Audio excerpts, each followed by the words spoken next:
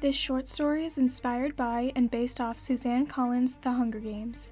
It takes place during the 70th Annual Hunger Games in the eyes of District 7 tribute Sloane Alaric. Submitted for Radio Audio 1 with Jodie Newcomb Brownlee, narrated by Faith Perron.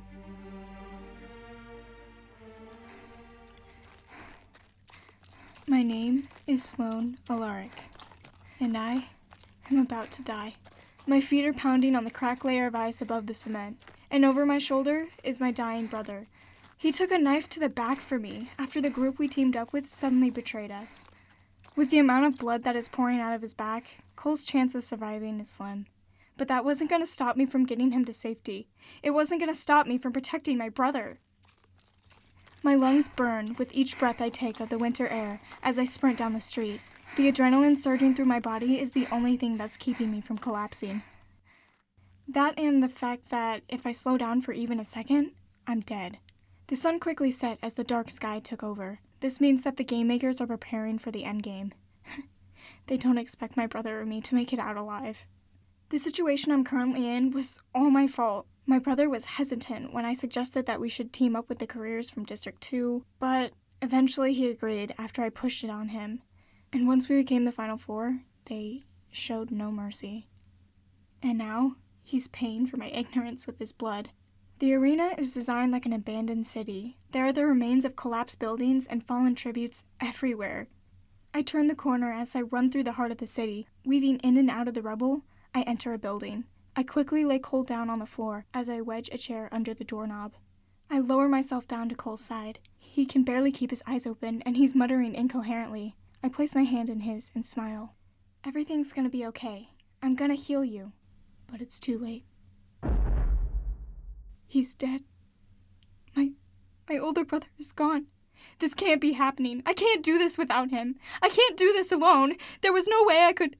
I realized that Cole had placed something in my palm when we were holding hands. Matches. But why matches? My brother and I always used to light sticks on fire back home. Maybe he thought I could use that to my advantage? But there were no trees in this arena. It was a concrete jungle. My senses began to perk up when the faint smell of sulfur wafts into my nose. I hear a low hissing sound from behind me. I turned around to discover a leaking gas pipe in the fireplace. How did Cole notice something so small even though he was on the verge of dying? I opened the box of matches to find out there was only one left, which means I only have one chance to get this right. He knew what I had to do to end this, and I do too. Sloane, if you open this door, I promise I'll kill you quick. Unlike your brother. How did they catch me so quickly? I could have sworn I lost them. That doesn't matter. What matters now is that I win. My eyes were already adjusted to the darkness of the room. Therefore, I got to work on my plan as the careers continued to thump at the door. I drag my brother's corpse to the fireplace and prop him up in a standing position.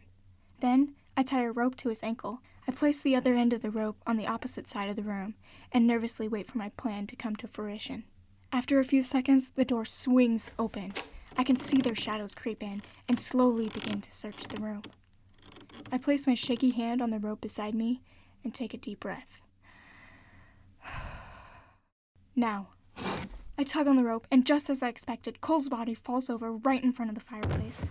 I can see the two rush over to the origin of the loud noise almost immediately. As they inspect the body, I inch towards the doorway and pull out the match. For you, brother. In one swift motion, I ignite the flame and throw the match towards the fireplace. I'm blown out of the doorway by the gas explosion. My body slams down onto the concrete and my ears begin to ring. It worked. My plan. It actually worked!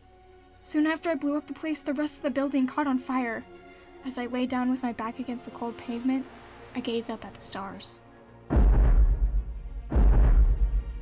There it was, the cannons that confirmed that I, Sloane Alaric, have officially won the 70th Annual Hunger Games. But even though I may have won, I lost everything in the process.